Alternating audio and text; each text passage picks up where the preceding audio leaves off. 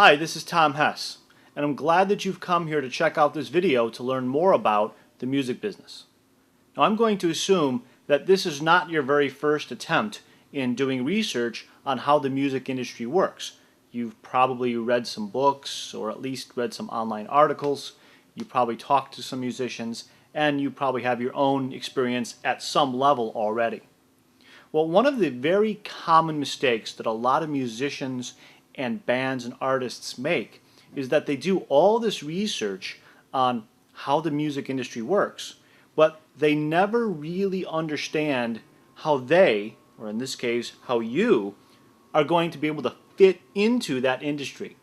And now what I'm talking about is you already have some idea of what your own value is, that you've got this musical talent, you've got some songs, whatever. You've got your own ambition. These are the obvious things. But what you might not realize is what are some of your core strengths and weaknesses in terms of developing a career.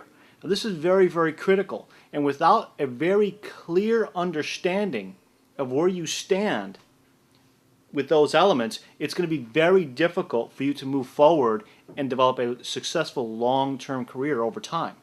So what I'm going to do is suggest to you to come to my website, and I've got a free online resource at the link below for you to get some really good clarity about what your specific strengths and weaknesses are in terms of developing your own music career path.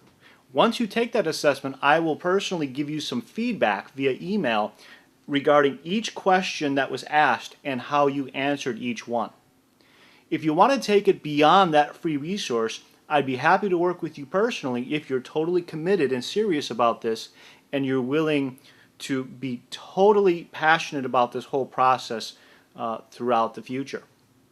Please come to my website. I will help you to get started. I'll define some great things for you, and you'll get some good feedback and understanding what should you do first, what areas should you do second, what things you need to work on third. This is very important.